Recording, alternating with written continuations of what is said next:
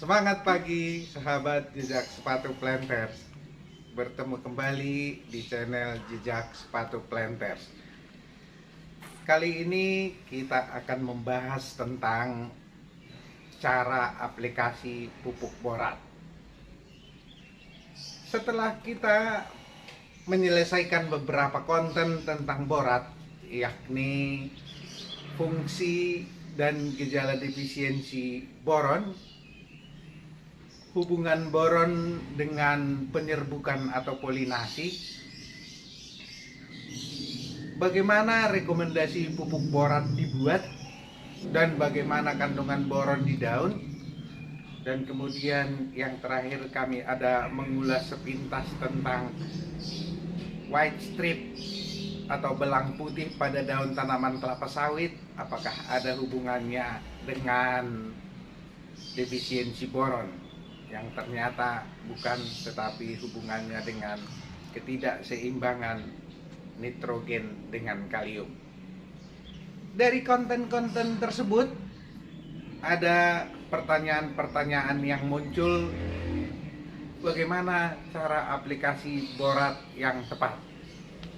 Hal ini sangat masuk akal mengingat bahwa ada yang mengatakan aplikasi borat bisa di tanah, ada juga yang mengatakan bisa di ketiak pelepah. Jadi sangat masuk akal jika ada pertanyaan tentang tempat aplikasi borat. Nah, oleh karena itulah sore ini saya akan memaparkan tentang cara aplikasi mana yang paling baik, yang paling benar. Kembali kepada Bapak Ibu sekalian nanti untuk memilih mana kira-kira yang lebih masuk akal. Sebagaimana aplikasi pupuk pada umumnya harus 5T, 5 tepat.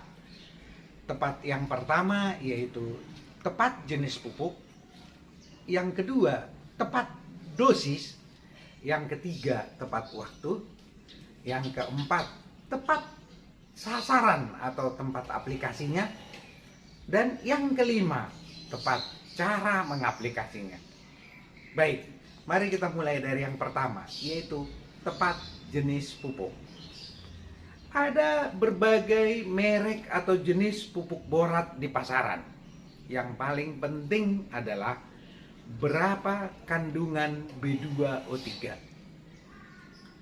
Kandungan B2O3-nya minimal 45%. Biasanya tertulis atau tertera 46 sampai 48%. Namun dalam hal ini yang paling penting adalah minimal 45%. Apapun mereknya, apapun jenisnya, itu tergantung kepada yang tersedia di pasaran. Yang paling penting adalah kandungan B2O3 minimal 45, karena itu yang diserap oleh tanaman, itu yang dibutuhkan oleh tanaman.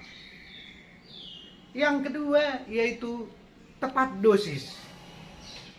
Dalam hal tepat dosis ini perlu menjadi perhatian, karena pupuk borat merupakan pupuk mikro yang dibutuhkan oleh tanaman dalam jumlah yang kecil, sehingga harus menggunakan takaran yang sudah terkalibrasi. Jangan menebak-nebak, misalnya segenggam. Kalau misalnya menggunakan sendok makan, harus benar-benar dikalibrasi, ditimbang. 1 sendok makan itu berapa. Misalnya seperti ini, dosisnya 75 gram, maka 75 gram tersebut setara dengan 5,5 sendok makan.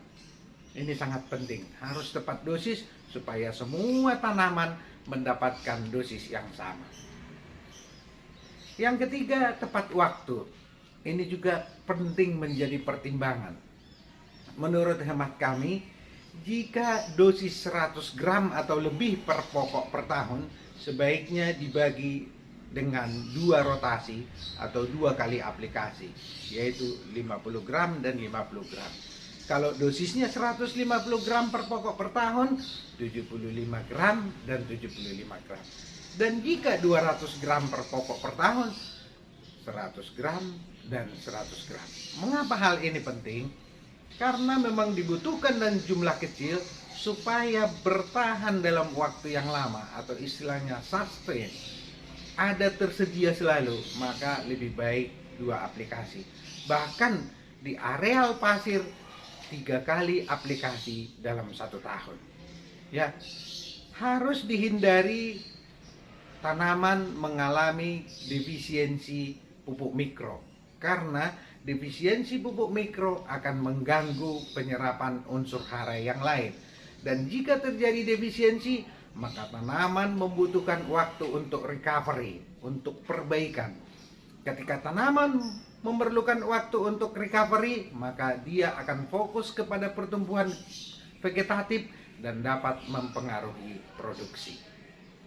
Yang keempat, tepat tempat atau sasaran aplikasi. Ini yang penting kita bahas tadi, yaitu ada yang mengatakan di ketiak pelepah, ada yang mengatakan di tanah.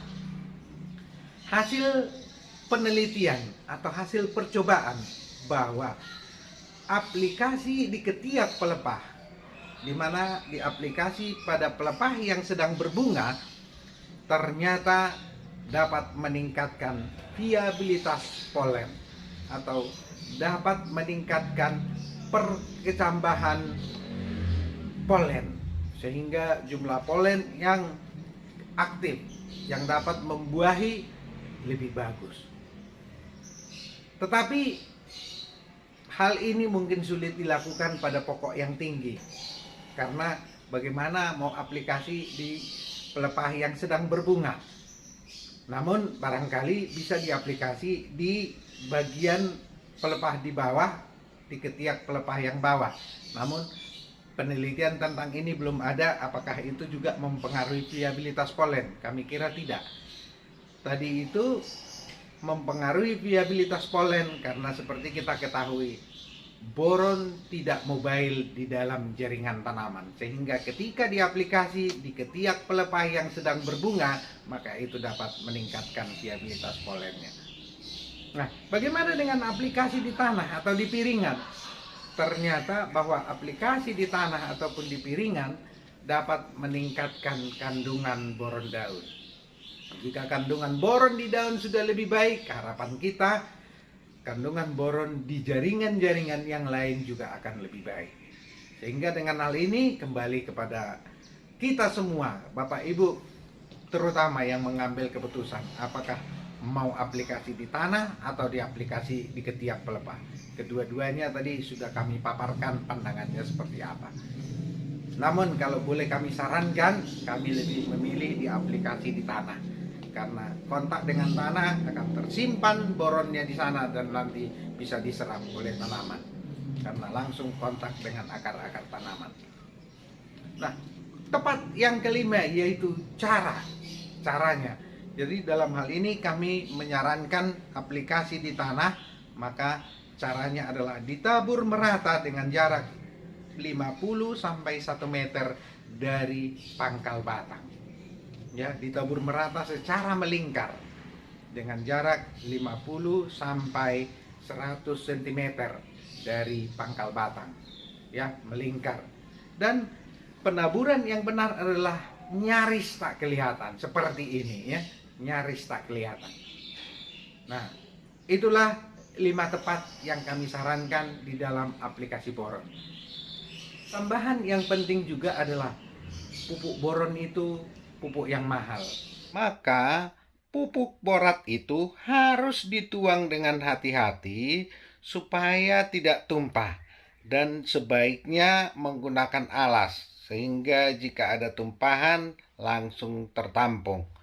Dan jika sudah selesai aplikasi pupuk, karung bekas harus dikumpulkan dan dihitung ya, supaya kita yakin bahwa pupuk sampai kepada tanaman.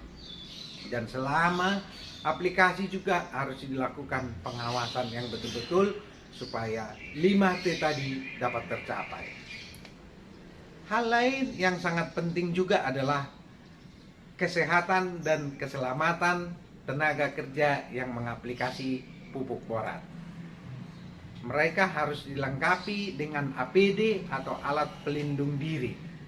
Karena pernah barangkali kita dengarkan makanan diboraks katanya. Artinya apa?